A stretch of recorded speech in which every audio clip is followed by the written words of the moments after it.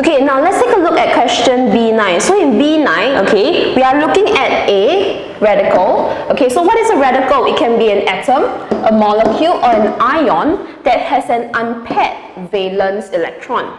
Okay, so let's take a look here. Now, in the upper atmosphere, okay, we have a particularly important source of radicals, which is it's the photodissociation. Okay, so what does photodissociation means? Okay, photo means light, dissociation means the breakdown, correct, of our unreactive high chlorofluorocarbons, your CFC, okay, in the presence of solar UV radiation. Okay, so this is the reaction that is taking place here. So what will be formed? We'll form a radical.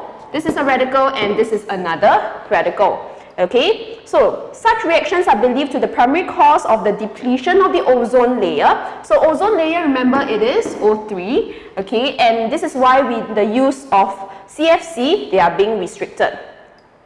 Okay, so this is what happens here.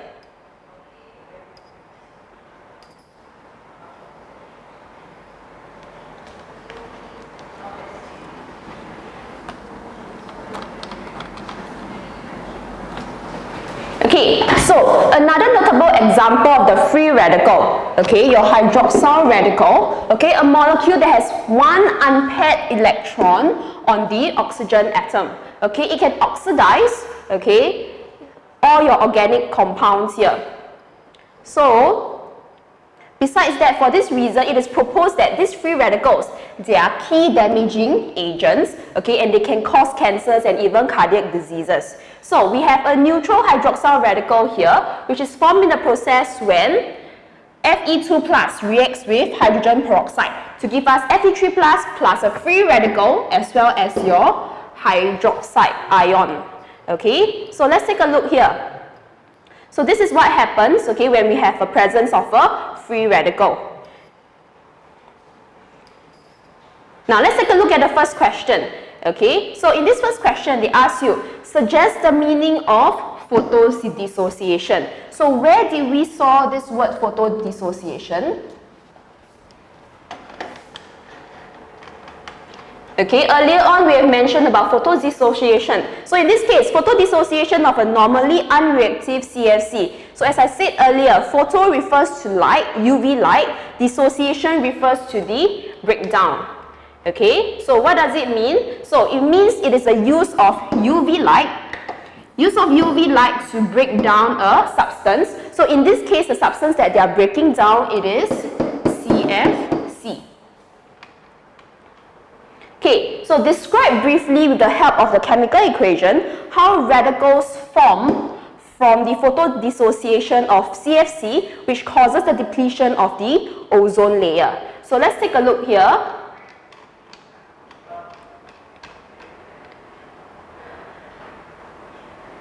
Okay, so when CFC is being broken down, what do we realize? Okay, CFC in the presence of UV radiation, okay, it gives us a free radical chlorine here plus a free radical of your CFCl2.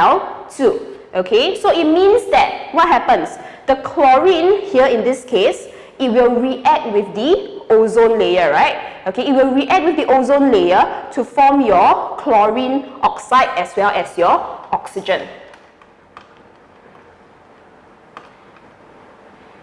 Okay, so what is the chemical reaction? This is your free radical chlorine plus the ozone. They react with one another to form your chlorine oxide plus oxygen. So chlorine radicals here react with ozone molecules in the upper layer, okay, to form chlorine oxide and oxygen gas. Okay, therefore this causes the depletion of the ozone layer. So name the type of reaction which occurs in the formation of a hydroxyl radical from hydrogen peroxide. Okay, so what kind of reaction is this? Now let's take a look at the chemical equation here. Okay, reacts with your hydrogen peroxide. So let's take a look. So for Fe, this is 2 plus. Okay, hydrogen here is plus 2, this is plus 1. Okay, this is plus 3. In this case, okay, minus 2, plus 2, minus 2 and minus plus 1.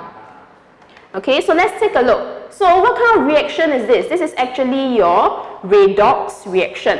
Okay, why is that so? Because Fe2 plus Fe2 plus is being oxidized. Why? Because there is an increase in oxidation state from +2 in Fe2 plus to +3 in Fe3 plus. Okay, hydrogen peroxide on the other hand, it is being reduced as the oxidation state of oxygen decreases from -1 in hydrogen peroxide to -2 in OH minus. Okay, so now let's take a look at how to draw the dot and cross diagram of a neutral radical. Okay, so always remember, what does this radical mean? This radical means that there is a unpaired electron, right? Okay, so for oxygen, we want to show all the electron shells. Oxygen, it is 2, 6, hydrogen is 1 here. Okay, so for oxygen, first shell, it has 2 electrons. On the second shell, it will have 6 electrons, correct? And one of the electron here is being bonded with, covalently bonded to hydrogen, okay, where they will share a pair of electron. Okay, because remember, there is a presence of a dot here, so it means that it's a radical. So a radical means that there is an unpaired electron, which is this one here. Okay, so name the functional group present in vitamin C and this compound here, tocopherol.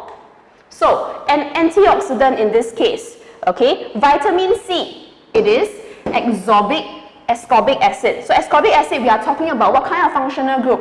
Okay, this will be your carboxyl group, which is your C double bond OH. Okay, your carboxyl group, and a mixture of tocopherols. So, tocopherols come with OL, so it can refer to your alcohol group, where the functional group of the alcohol group is your hydroxyl group.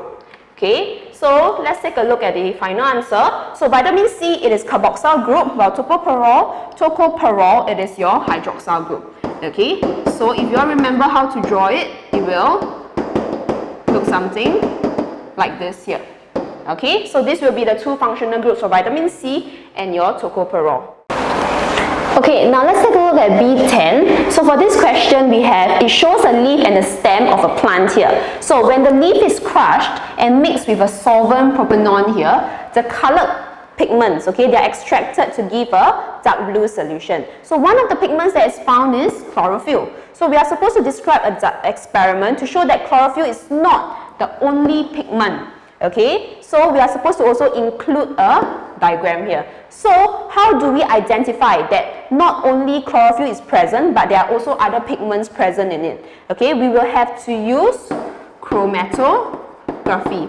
Okay, because why chromatography? Chromatography is used to separate and identify the components within a mixture. Okay, so how are we going to draw? So for chromatography, we will need a beaker. Correct? So we have a beaker as well as a lid here. Okay? So we will have the solvent. So what is this solvent? In this case, okay, this will be the solvent, and we will also have a chromatography paper. So always remember, in the chromatography paper, the line here must be always drawn in pencil, okay, and we will have the sample. And always take note, the line of the pencil line has to be above the solvent level, okay. And why do we need to add a glass lid here? This is to prevent the evaporation of your solvent, okay. So let's take a look at the description here. So we will place a small drop of the solution on the starting line of the chromatography paper. This one here have to be in pencil, okay. So we have placed the chromatography paper in a suitable solvent, okay, such that the starting line, as I said earlier, the starting line have to be above the solvent level. This is to prevent the sample from dissolving inside the solvent. So we will allow the solvent to travel up the paper until it reaches the solvent front, and then we will remove the paper and allow it to dry. So if there are more than one spot, okay, if there are more than one spot that is being formed, it means that, okay, it does not only contain chlorophyll, it also contains other pigments as well, okay. Okay, now let's take a look at question part B, the first part. Okay, so we want to make a deduction about oxalic acid, okay, from each of the following experiments. So what experiments are we talking about? Let's take a look at experiment 1. When acidified potassium manganate, okay, it is added, we observe that there is a color change from purple to colorless. So do you remember what is acidified potassium manganate? This is a oxidizing agent, correct? So what is the purpose of oxidizing agent? Oxidizing agent is used to test for the presence of a reducing agent. So that if there is a presence of a reducing agent, there will be a color change from purple to colorless. So what does this tell us about oxalic acid? So it means that one possible reason it is that oxalic acid here, it is a reducing agent. Okay, so since it is a reducing agent, what does it undergo during redox reaction? It means that it is oxidized. Okay, a reducing agent causes another substance to undergo reduction, but itself it is being oxidized. Okay, now let's take a look at experiment 2. So 1 mole of oxalic acid reacts with 2 moles of aqueous sodium hydroxide. So what does this mean? Oxalic acid, this is a acid here, right? So if you guys remember, acid when they are dissolved inside water, they will give us a H plus ions. How about for sodium hydroxide? Sodium hydroxide, this is a alkaline. Okay, alkaline when they are dissolved inside water, they will give us OH minus ions, your hydroxide ions. Okay, so always remember, when acid reacts with sodium hydroxide, this is known as your neutralization reaction. Okay, but in this case here, if you guys remember the ionic equation for neutralization reaction, it is H plus OH minus to give me H2O, correct? So what does this tell us? 1 mole of oxalic acid here reacts with 2 moles of my aqueous sodium hydroxide. So it means that this oxalic acid, it is a di-basic acid, or it has 2 carboxyl group. Okay, means 2, when it dissociates, it will produce 2 moles of H plus ions. Okay, where these 2 moles of H plus ions is required to neutralize the 2 moles of OH minus ions that comes from your sodium hydroxide. Okay, so we can say that it is a dibasic acid, or you can say it has 2 carboxyl group, or it is a dicarboxylic acid. Okay, now for the next question, part C. The relative molecular mass of oxalic acid is 90. Okay, we want to write down the empirical formula. So when we are talking about empirical formula, we are talking about the simplest formula. So how do we write the simplest formula? The first one, we always start off with the element. So what are the elements that we are talking about? C, H, and O. Correct? So the next thing, we will have to write down the percentage. The next part can be the percentage, or it can be the mass. But in this case, they have given you the percentage, so we will follow the percentage. So this will be 26.7, 2.2, as well as 71.1. Okay, so what do we do after this? We will write down the AR. Okay, so the AR for carbon is 12, hydrogen is 1, oxygen is 16. So what is the purpose of the percentage and the AR? We can find the number of moles. Okay, so 26.7 over 12, which will give us 2.225. Over 1 will give us 2.2, and 71.1 divided by 16, which will give us 4.44. Okay, so the last part, we want to know the mole ratio. So how do we find the mole ratio? We divide by the smallest number, which is 2.22. So what do we get here? 1, as well as 2. Okay, so what is the empirical formula for oxalic acid? It will be C.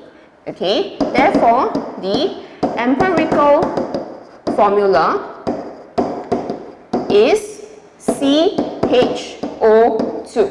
Okay, but we also want to deduce the molecular formula. So how do we deduce the molecular formula? So the very first thing, CHO2, we will put a N here. So how do we find this N? Okay, N is equals to the MR of the molecular formula over the MR of the empirical formula. So earlier on, they have already given us the molecular mass of your oxalic acid, which is 90. Okay, so this will be equals to 90 over empirical formula. We will be looking at this. So it will be 12 plus 1 plus 2 of my 16 here. So what do we get at the end? This will be 2. Okay, so it means that n is equals to 2. So therefore C2 O2 is equals to 2. So therefore the final answer, the molecular formula will be C2H2O4, and this will be your final answer. Okay, now let's take a look at question B11. So in this question, okay, chlorine is used in the swimming pools as a bactericide. So we want to kill the bacteria in the swimming pool here.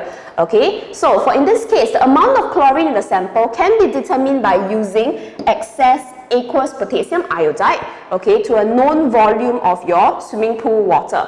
Okay, so the amount of iodine that is formed is then used to titrate my aqueous sodium thiosulfate of a known concentration. So this is the equation that's been given to us, okay, and the student has actually carried out the investigation, okay, to determine the concentration of the chlorine. So the volume of aqueous sodium thiosulfate here has been given to us already, correct? And they also have given to us the concentration of sodium thiosulfate. So let's take a look at the first question.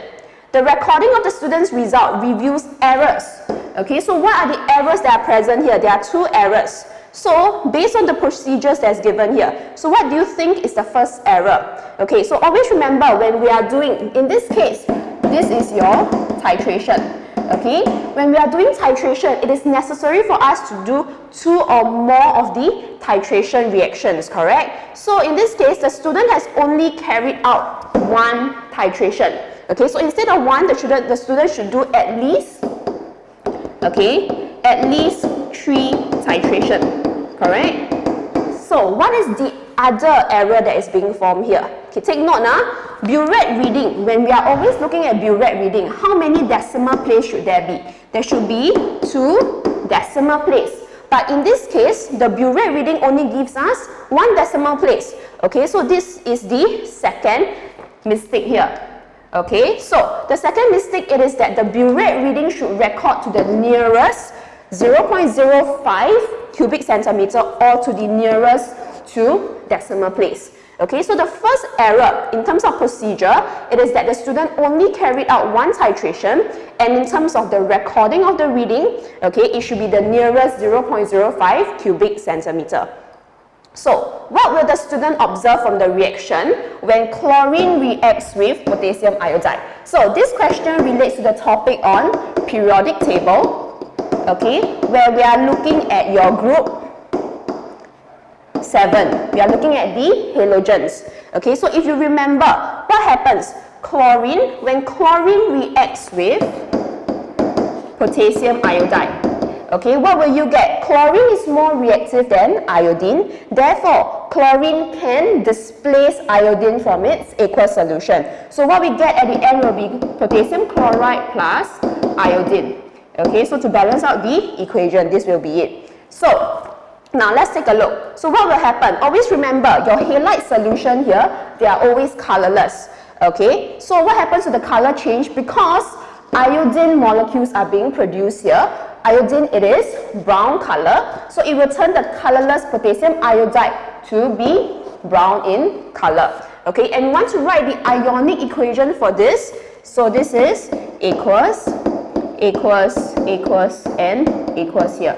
Okay, so when we want to break down ionic equations, means we are looking at the ions that are involved in the chemical equation.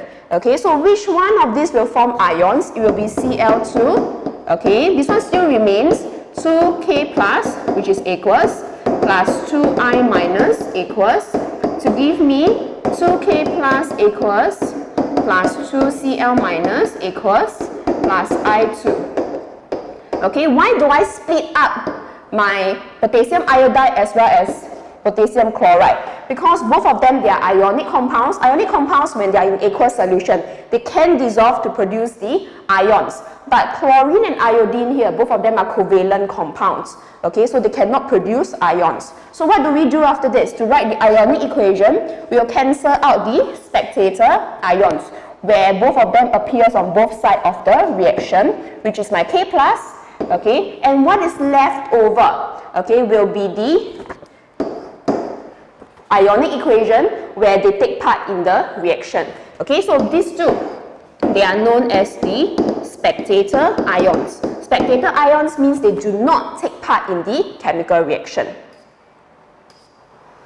Okay, so using the ionic equation that we have done earlier, we want to calculate the concentration of chlorine. Okay, we want to calculate the concentration of chlorine in the pool, okay, in moles per dm cube. So what is the first thing that we do here? Let's take a look. Okay, so in this question, they have already given to us the sodium thiosulfate concentration as well as the volume that is being used. Okay, so what can we do here? First thing, remember 0.005 mole per dm cube, okay, of my sodium thiosulfate. So it is equals to mole over volume. Do we know the volume? Yes, it has already been given to us. So the volume is 0.0093 dm cube.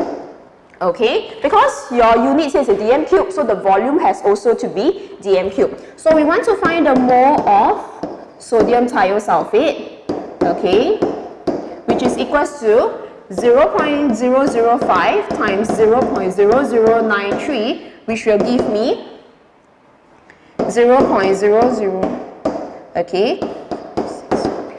So this is the number of moles that have actually reacted for your sodium thiosulfate. If we go back to the earlier equation here, okay, take note, this equation that was given to us. So we want to calculate the number of moles of iodine here. So for when we look back, okay, so how do we do this? The next thing is we will look at the mole ratio. Mole ratio between iodine is to my sodium thiosulfate. So the mole ratio is 1:2. So if I have this number of moles of sodium thiosulfate, it means that I will have 5 moles of my iodine. Okay, so with this number of moles of iodine, remember we are supposed to use the ionic equation that we have done earlier. Okay, so what was the ionic equation again? It is Cl2 plus 2I minus to give me 2Cl minus plus I2.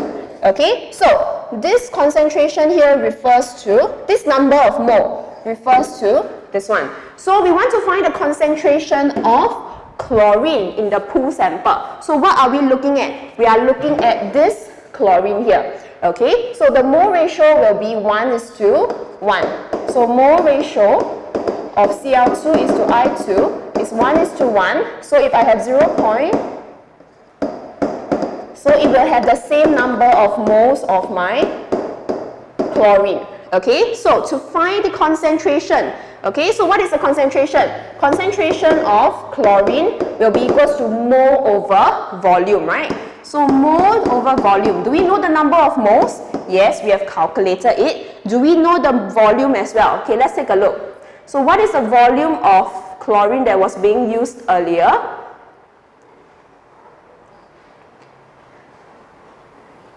Okay, so the chlorine here, it will be your pool water. So we need to convert it into dm cube, which is equals to, this one will be equals to 0.1 dm cube. So the final answer that you should get will be 0.00233 mole per dm cube. Okay, so this will be the final answer for the concentration of chlorine in the sample of water. Let's take a look at part C. So in part C, the disinfecting action of chlorine in the swimming pool is due to the presence of chloric acid. Okay, so this chloric acid is formed between the reaction of chlorine and water. Okay, so when chloric acid dissociates in water, it will give us H plus ions. Okay, so how will it look like? C, okay, when dissociates in water, it will give us H plus ions as well as your chlorate ions. So what is the chlorate ions? Hydrogen ion, your chlorate ions will be ClO minus. Okay, so we want to write the chemical formula for calcium chlorate. So remember, calcium, it is always Ca2 plus. the chlorate, we have already deciphered it earlier already. So it will be CaClO2. Okay, so this will be the chemical formula for calcium chlorate. So next part here, chlorine dioxide reacts with water according to this reaction. So chlorine here is both oxidized and reduced. So this question we are talking about your redox reaction. Okay, so do we agree with this statement? So how are we going to look at this? Let's calculate the oxidation state or your oxidation number. So for chlorine here, oxygen is always -2. So for chlorine, it will be +4. Okay, +1 -2. So for in this case, hydrogen will be +1. Chlorine, it will be +1. As well, oxygen will be -2. Same thing for your acid here. This will be +1. +5 as well as -2.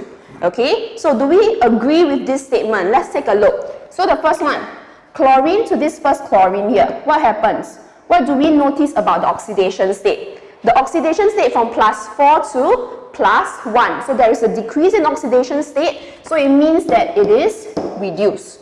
Okay, so since it is reduced, means that chlorine dioxide is reduced as the oxidation state of chlorine decreases from +4 in ClO2 to +1 in HClO.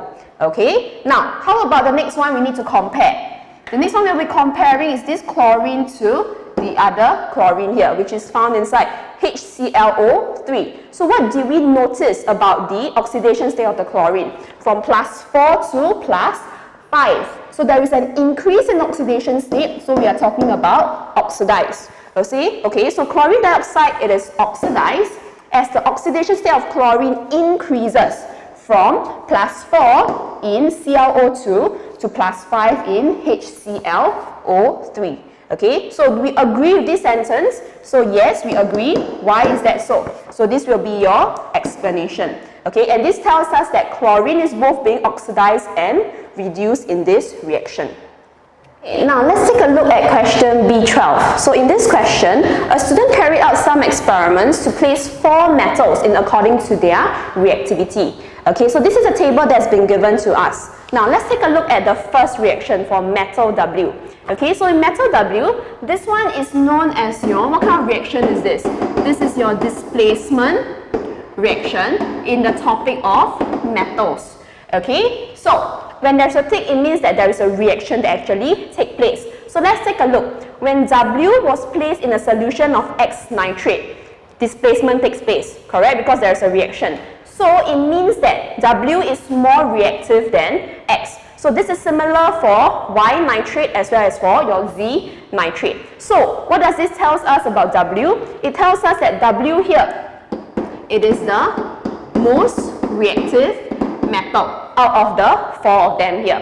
Okay, so now let's take a look at X. So when X is placed in a solution of W nitrate, we notice that there is no displacement reaction. So it means that metal X here, it is less reactive than W nitrate.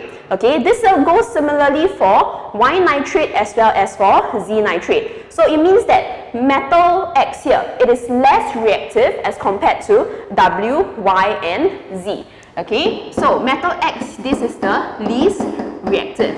Okay, always remember, only a more reactive metal will be able to displace the less reactive metal from its aqueous solution. Okay, so now let's take a look at metal Y. So for metal Y is not able to displace W from W nitrate, and is also not able to displace Z from Z nitrate, correct? But we notice that metal Y, it is able to displace X from the X nitrate. So it means that Y is more reactive than X. Only the fact that it is more reactive, therefore it is able to displace X from its aqueous solution. Okay, so now let's take a look at metal Z here. So for metal Z, you realize that metal Z cannot displace W, right? Because we know that W is the most reactive metal. Okay, how about for X nitrate? Yes, metal Z is able to displace X from the X nitrate, and metal Z is also able to displace Y from Y nitrate. So it means that Z here, it is more reactive than X, and it is also more reactive than Y. Okay, so now let's take a look. We want to write the metals in order of reactivity from the most reactive. So based on what we have done earlier, correct? We have already found out who is the most reactive metal, which is W. So what will be the next one? So we'll have 4 of them, correct? And our least reactive metal, it will be X here. Okay, so now we need to tell whether or not if it's Y or Z. Okay, so take note, Z here is able to displace X and it's also able to displace Y. So it means that Z will be here and Y will be after this. So let's take a look, let's check. So Y is able to, if Y is more reactive than X, it means that Y is able to displace X from its X nitrate. But is Y able to displace Z? No, because Z is more reactive than Y here. Now for question part B, metal Z reacts with hydrochloric acid. Okay, so what will we observe? Remember, when a metal reacts with acid, what will be produced? You will get salt plus hydrogen gas, correct? So it means that we will observe effervescence. Effervescence is observed, and what is this effervescence? It will be your hydrogen gas. So how do we test for the presence of hydrogen gas? We will use a lighted splint, okay, which extinguishes with a pop sound. Okay, if it extinguishes with a pop sound, it means that this is hydrogen gas. Now, let's take a look at part C. The student carried out further experiments. Okay, we have another new metal here, which is metal M. So she used hydrochloric acid and some samples of the metals. So she found out that metal M is the 4th most reactive metal. So we want to describe the experiment to show how the student has actually carried out. So how can we measure whether to tell us that metal M is the 4th most reactive metal? Okay, we will place a fixed mass of each metal. So we are talking about X, Y, Z, as well as W, as well as M.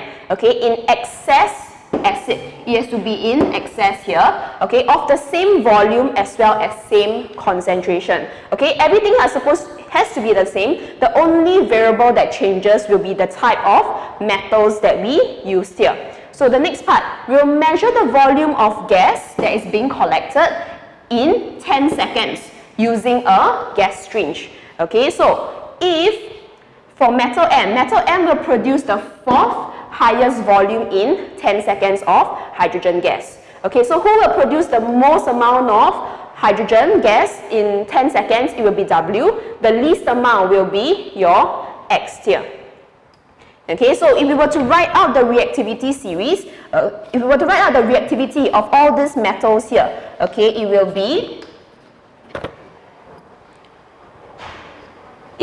W, Z, Y, M, and X. Okay, because M here, as they said, it is the 4th most reactive metal. Okay, now for part D, the 5 metals X, Y, W, X, Y, Z, and M, they are extracted from its ore. Okay, so 2 of the metals here, they can be extracted through electrolysis. Okay, and metal M and another metal is extracted through heating with carbon. Okay, while one of the metals occurs uncombined. So if you remember the reactivity series,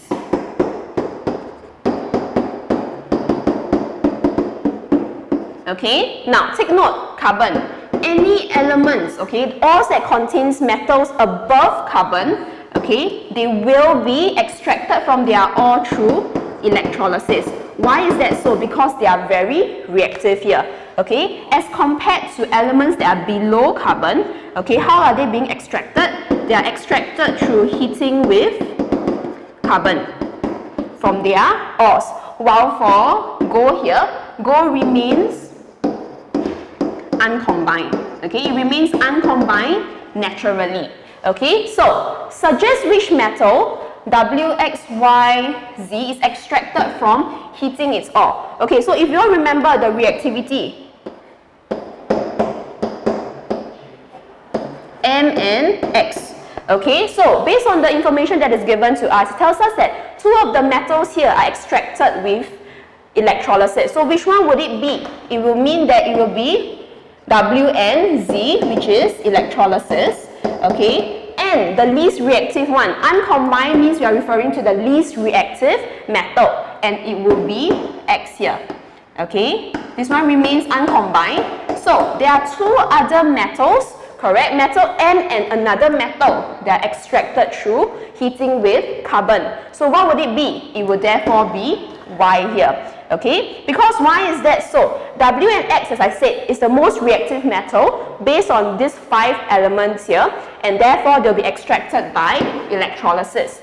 While X is the least reactive, and hence it occurs uncombined. Okay, so we want to suggest a name for metal M.